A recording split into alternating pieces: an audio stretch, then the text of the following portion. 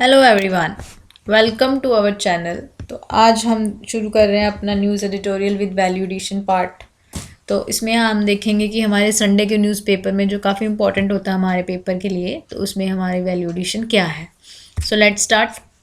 The first one is COP27। आपको पता ही होगा कॉन्फ्रेंस ऑफ पार्टीज़ जो 27 था वो शार्म अल शेख में हो रहा है। ठीक है, वो फ्राइडे को ख़त्म हो जाएगा, हो गया, बट थोड़ा वीकेंड का एक्सटेंड हुआ उनका। ठीक है, तो उसमें उन्होंने क्या है कि इंडिया की क्या फ्यूचर स्ट्रेटजी है एमिशंस पे, एंड उसमें कुछ नया क्या एडिशन आया वो हम देखेंगे। तो दिस वाज फर्स्ट कॉप जिसने फॉर्मली इंक्लूड किया loss and damage as an agenda itself. ठीक है, लॉस एंड डैमेज जो था वो वार्सा में शुरू हुआ था, वार्सा वाली कॉन्फ्रेंस में। तो तब तो वो सिर्फ इस पे बातचीत चल रही थी, तो अभी इन्होंने फॉर्मली इसको इंक्लूड कर लिया एज एन एजेंडा।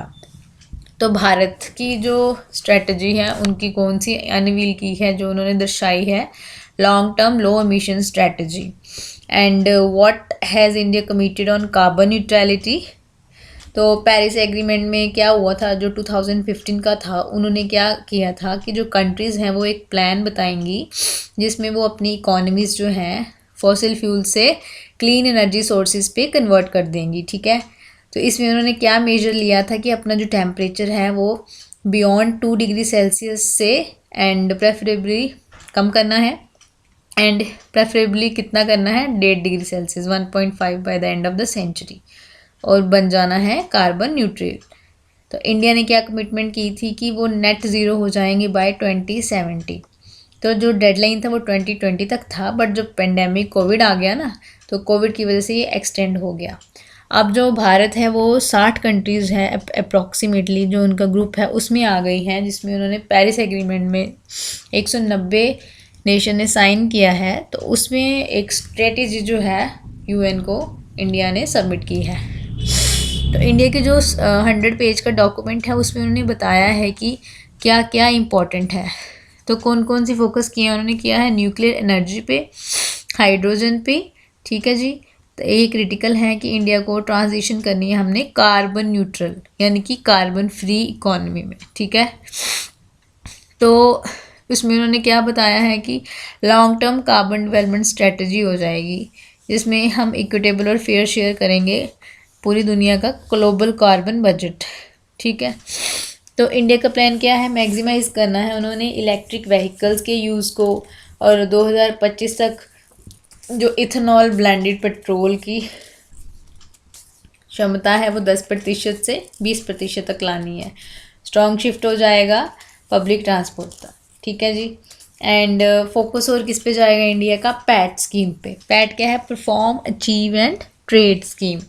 प्लस ये क्या करेंगे, एक्सपेंड करेंगे नेशनल हाइड्रोजन मिशन को, इलेक्ट्रिफिकेशन बढ़ा देंगे, and material efficiency plus recycling करेंगे। ठीक है, तो पैट स्कीम बेसिकली है क्या, एक एमिशन ट्रेडिंग स्कीम है जहाँ पे जो इंडस्ट्रीज़ हैं, जो कि एल्युमिनियम की हो गई, फर्टिलाइज़र की हो गई, आयरन या स्टील, जो कि बहुत ज़्यादा कार्बन इंटेंसिव है, यानी कि जिनमें बहुत ज़्यादा कार्बन इमिशंस होती हैं, तो उनको वो करेंगे कि आपका अपना जो इमिशन है एक फ़िक्स्ड अमाउंट हमने दे दिया है, आपने इतना ही करना है, या फिर आप हमसे उतने में आप एनर्जी सेविंग सर्टिफिकेट ले लीजिए, ताकि आप अपने जो आपको टारगेट दिया गया है इतनी ही इमिशन करनी है उससे पार ना जाएं। ठीक है, तो वो होगी पैट स्कीम। ठीक है जी, 2012 से चल रही है अब तक, और अब तक क्या हो गया, 60 मिलियन टन जो कार्बन डाइऑक्साइड है वो वातावरण में छोड़ने से बचाई गई है पैट स्कीम से। ठीक है ना, एक टाइप का क्या हो गया, उन्होंने एक आपको एक डेडलाइन दे दी है कि आपको एक सर्टिफिकेट ले लो, या तो आप हमसे एक वायदा कर लो कि इतना ही हम जो है वो इमिट करेंगे कार्बन, इससे ज़्यादा नहीं करेंगे। ठीक है जी, तो क्या बोल रहे हैं कि जो हमारी स्ट्रेटजी है ना, जो एनडीसी थी, नेशनली डिटरमाइंड कंट्रीब्यूशन थी, वो क्या थी, वॉलंटरी कमिटमेंट्स हैं। ठीक है, बट यहाँ पे हम इंश्योर कर रहे हैं कि जो सोर्सेज से हम फॉसिल फ्यूल जो सोर्सेज बनाएंगे, हम नॉन फॉसिल फ्यूल से, वो 2030 तक करें, एंड इमिशन इंटेंसिटी जो है हम रिड्यूस करें बाय 45%। ठीक है, तो ये है हमारा प्लान। बेसिकली हमने ये मेन चीज़ें याद रखनी है, इसमें से कुछ भी एमसीक्यूज़ आपका बन सकता है। तो इसमें हमने स्टिकिंग पॉइंट क्या रखे, स्टिकिंग पॉइंट यही रखे हैं कि हम इसको इम्प्लीमेंट करेंगे, जो भी हमने पूरे ग्लोबल नेशंस ने जहाँ पे COP27 में जो भी अपने पॉइंट्स सो फार रखे हैं, जो अपनी सेविंग्स रखी हैं, कुछ भी एनर्जी सेविंग पॉइंट्स रखे हैं, तो उनको वो इम्प्लीमेंट करेंगे। ठीक है, इस कॉन्फ्रेंस में वो बोल रहे हैं कि हम क्लाइमेट फाइनेंस पे भी जोर देंगे। क्लाइमेट फाइनेंस क्या है कि वो पैसा जो विकासशील देश यानी कि जो डेवलप्ड नेशंस हैं वो कमिट कर रहे हैं कि हम डेवलपिंग कंट्रीज़ को हेल्प करेंगे ताकि वो फॉसिल फ्यूल्स पे इतना डिपेंड ना रहें। ठीक है जी, इंफ्रास्ट्रक्चर प्रॉपर बनाएं ताकि जो वातावरण चेंज हो रहा है उनको वो रेजिलेंट रह सकें, उनको बर्दाश्त कर सकें, टेक्नोलॉजी पे हो जाए।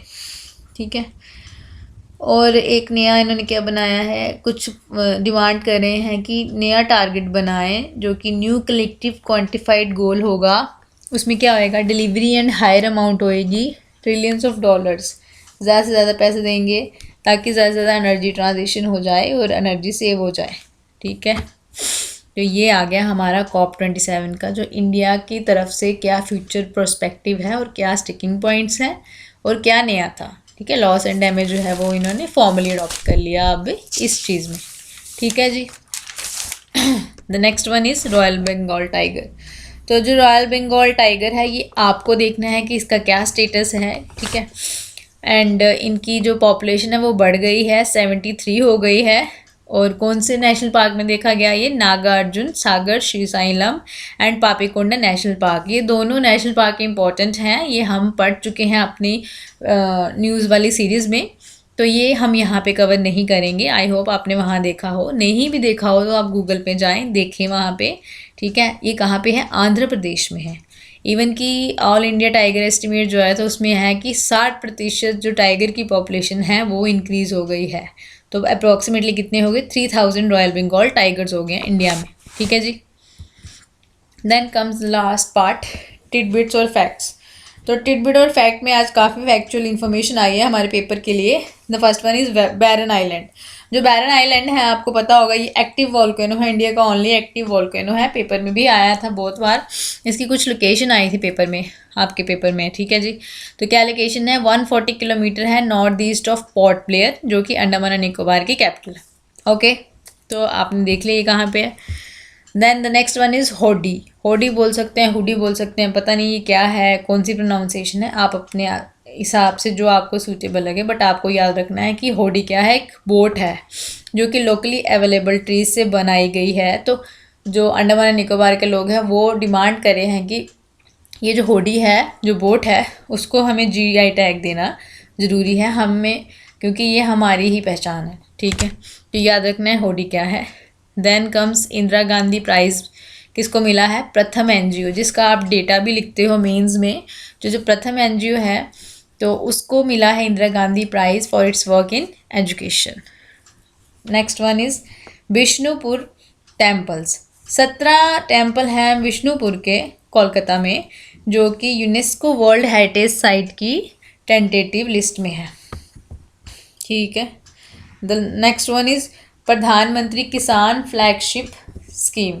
तो आया है कि 67% ड्रॉप हो गया है पे आउट का 3 साल में।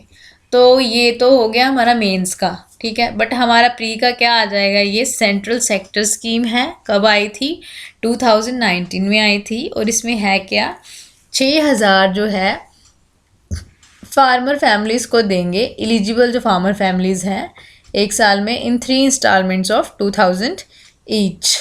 ठीक है, ऐसे कुछ डेटा आया, उसमें है कि there is a sharp drop from 11.84 crore farmers जो रिसीव किया है फर्स्ट इंस्टॉलमेंट। ठीक है, तो सिर्फ 3.87 करोड़ फार्मर्स ने ही 11th मतलब जो अभी की 11th इंस्टॉलमेंट है वो रिसीव की है। बाकी जो है वो काफ़ी शॉर्टफॉल है, 67% ड्रॉप है। ठीक है, तो ये भी हो गया हमारा। That's all for today. Thank you so much and do like, share and subscribe so that we can come with more and more valuable content for you.